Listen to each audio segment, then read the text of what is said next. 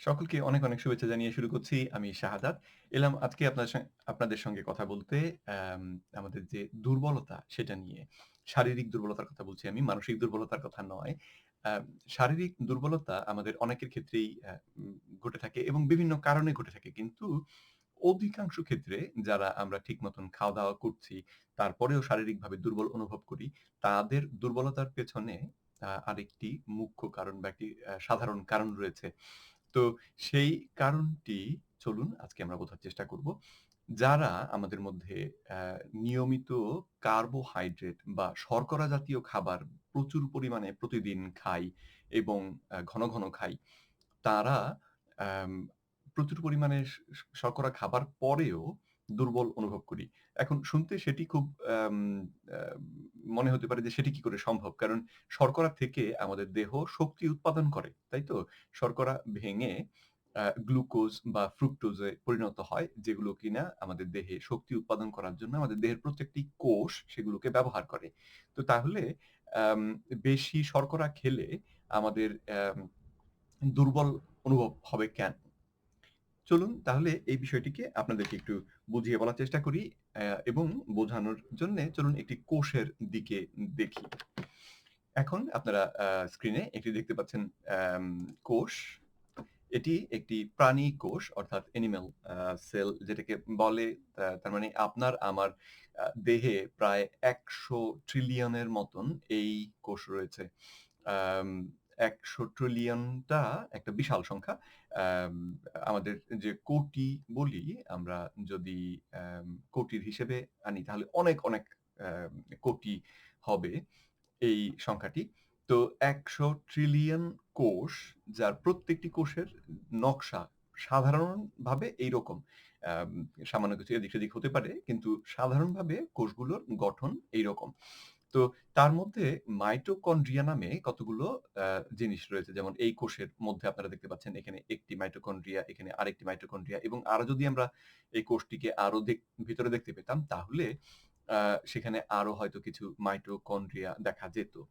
তো সেই মাইটোকন্ড্রিয়াটি আমাদের কোষের ভেতরে শক্তি উৎপাদন করার কারখানা। অর্থাৎ মাইটোকন্ড্রিয়ার ভেতরেই গ্লুকোজ অথবা চর্বি এই দুটো আম জ্বালানি পুড়ে শক্তি তৈরি হয়। শক্তি তৈরির যে রূপে শক্তিটি তৈরি হয় তার নাম হচ্ছে এটিপি। এটিপি ফর্মে শক্তি উৎপাদিত হয় এই মাইটোকন্ড্রিয়ার ভেতরে। তো চট যেমন বললাম যে মাইটোকন্ড্রিয়া ২ রকমের শক্তি বা ২ রকমের জ্বালানি ব্যবহার করে শক্তি উৎপাদন করতে পারে। একটি হচ্ছে গ্লুকোজ অথবা এই চিনি। আর অন্যটি হচ্ছে চর্বি। তো চিনি যদি আমরা খাই তাহলে যেটি হয় সেটি হচ্ছে যে ১ম এ আমাদের মাইটোকন্ড্রিয়া চিনিটাকেই পোড়ানোর চেষ্টা করে এবং পরে চেষ্টা করে অ যে চর্বি সেটিকে পোড়ানোর। অর্থাৎ চিনির সরবরাহ যদি পাওয়া না যায়, তখনই সে আম চর্বি পোড়ানোর দিকে মনোযোগ দেয়। কিন্তু চিনি বা মাফ করবেন, গ্লুকোজ যদি মাইটোকন্ড্রিয়ার ভিতরে দিয়ে পড়ে বা মাইটোকন্ড্রিয়া চিনি পুড়িয়ে শক্তি উৎপাদন করলে এই আ এব যেহেতু প্রতিদিন হাজার, হাজার বার একেকটি কোষকে এই আম শক্তি উৎপাদন করতে হয় বা মাইটোকন্ড্রিয়াকে শক্তি উৎপাদন করতে হয়। তাতে হয় কি যে আমাদের কোষগুলোর মাইটোকন্ড্রিয়া গুলো ধীরে, ধীরে দুর্বল হয়ে পড়ে বা তাদের গঠন খানিকটা ক্ষতিগ্রস্ত হয়ে পড়ে। মজার ব্যাপার হচ্ছে যদি চর্বি পুড়িয়ে শক্তি উৎপাদিত হয় তাহলে এই রকম অবস্থাটি হয় না। এখানে আমি আপনাদেরকে মাইটোকন্ড্রিয়ার একটু বড় করে দেখানোর চেষ্টা করেছি। এই ছোট মাইটোকন্ড্রিয়াটাকে একটু বড় করে দেখানোর চেষ্টা করা। যে যদি মাইটোকন্ড্রিয়াটা স্বাস্থ্যবান হয়, অর্থাৎ এর মধ্যে কোন রকম যান্ত্রিক ত্রুটি না থাকে, তাহলে নতুন গাড়ি যেমন পরিষ্কার-পরিচ্ছন্ন থাকে এবং নতুন গাড়ি যেমন প্রচন্ড শক্তি তৈরি করতে পারে, অনেক শক্তি তৈরি করতে পারে। ঠিক একই গাড়ি অনেকদিন চলার পরে দেখা যায় সেটি তার ভিতরে ক্ষয় হয়ে ক্ষতিগ্রস্ত হয়ে সেটি আর সে একই পরিমাণ শক্তি উৎপাদন করতে পারে না। এই চিত্রে সেটি খানিকটা দেখানোর চেষ্টা করা হয়েছে যে, অ্যা যখন সুস্থ মাইটোকন্ড্রিয়াটি ছিল তখন প্রচুর শক্তি উৎপাদিত হয়েছে। আর অল্প তৈরি হয়েছে এই ক্ষতিকর জিনিসপত্র। আর যখন সেই মাইটোকন্ড্রিয়াটি ক্ষতিগ্রস্ত হয়ে অস্বাস্থ্যকর অবস্থায় পৌঁছে গিয়েছে বা অসুস্থ অবস্থায় পৌঁছে গিয়েছে, তখন সেটি অতি অল্প পরিমাণ শক্তি উৎপাদন করছে এবং প্রচুর পরিমাণ বর্জ্য তৈরি করছে। যেটি কিনা আম আ গাড়ির কথা চিন্তা করলে আমরা আসলে খুব সহজেই বুঝতে পারি।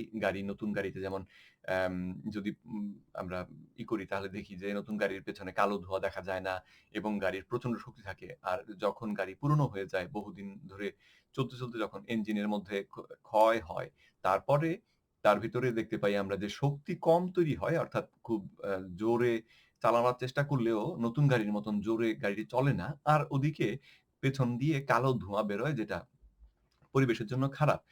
তো এই গাড়ির সঙ্গে এখানে পার্থক্য যেটা সেটা হচ্ছে যে, যদি আমরা এই চর্বি পুড়িয়ে শক্তি উৎপাদন করি তাহলে আমাদের মাইটোকন্ড্রিয়ার ক্ষতি অ্যা হয় অতি অল্প।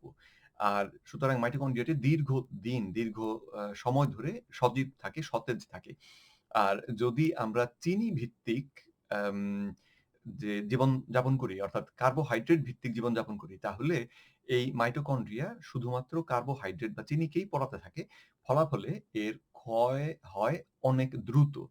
ফলাফলে আপনি যদি একটু ভেবে দেখেন তাহলে বুঝতে পারবেন যে, যদি আম মাইটোকন্ড্রিয়াটি ক্ষতিগ্রস্ত হয়ে যায় বা অসুস্থ হয়ে যায়, তাহলে এটি যে শক্তি তৈরি করবে সেই শক্তি কোষের জন্যে যথেষ্ট হবে না এবং আপনার দেহে যতগুলো কোষ আছে তারা সবাই যদি ঠিক একইভাবে অল্প পরিমাণ শক্তি উৎপাদন করতে থাকে, তাহলে আপনি সামগ্রিকভাবে আপনার দেহে দুর্বলতা অনুভব করবেন।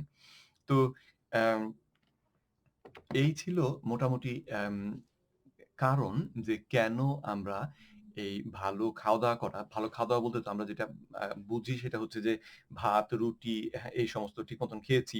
আম আ সঙ্গে ফলমূলও বেশ কিছু খেয়েছি। তো এইগুলো অধিকাংশ ক্ষেত্রেই হচ্ছে শর্করা, এবং যেহেতু আমরা এই শর্করা খেয়েই অধিকাংশ ক্ষেত্রে জীবন ধারণের চেষ্টা করছি, ফলাফলে যেটা হচ্ছে যে আমাদের মাইটোকন্ড্রিয়া গুলো আ ক্ষতিগ্রস্ত হচ্ছে, মাইটোকন্ড্রিয়া গুলো দুর্বল হয়ে পড়ছে এবং ফলাফলে আমাদের শক্তি উৎপাদন কমে যাচ্ছে। একই খাবার খেয়ে আমাদের দেহে চর্বি জমছে, অথচ গায়ে আমরা বল পাচ্ছি না। কাজ করতে গিয়ে হাঁপিয়ে পড়ছি, দুর্বল অনুভব হচ্ছে, যখন তখন ঘুম পাচ্ছে, বসলে দাঁড়াতে ইচ্ছে করছে না, আ ইত্যাদি অসুবিধাগুলো হয়। তো যাই হোক, এই ছিল আজকের ভিডিওর বিষয়। আপনাদেরকে বোঝাবার চেষ্টা করছিলাম যে কার্বোহাইড্রেট বা শর্করা কিভাবে আমাদের শক্তি উৎপাদনের যে কলকব্জা বা আ যন্ত্র, যেটির নাম মাইটোকন্ড্রিয়া, সেটিকে কিভাবে ক্ষতিগ্রস্ত করে এবং সেটিকে ক্ষতিগ্রস্ত করে কিভাবে আমাদেরকে দুর্বল করে ফেলে। তো আশা করছি এই বিষয়টি আপনাদের পরিষ্কার হয়েছে এবং এই ধারণার উপর ভিত্তি করে আপনারা কার্বোহাইড্রেট খাবার থেকে কমিয়ে দেবার চেষ্টা করবেন এবং সুস্থ এবং সবল জীবন ফিরে পাবার প্রচেষ্টা নেবেন। তো সেই আশা রেখে এবং ভবিষ্যতে আবার দেখা হবে এইরকম আশা রেখে আজকে এখানেই শেষ করছি। আমার ভিডিওটি ভালো লেগে থাকলে লাইক করতে ভুলবেন না, বন্ধু-বান্ধবদের সঙ্গে শেয়ার করতেও ভুলবেন না। আর আমার চ্যানেলে সাবস্ক্রাইব করলে আমি পরবর্তীতে যে ভিডিও করব সেগুলো আপনারা দেখতে পাবেন এবং হয়তো আশা করি উপকৃত হবেন। তো আজকে এ পর্যন্তই। ভালো থাকুন সকলে। বিদায়।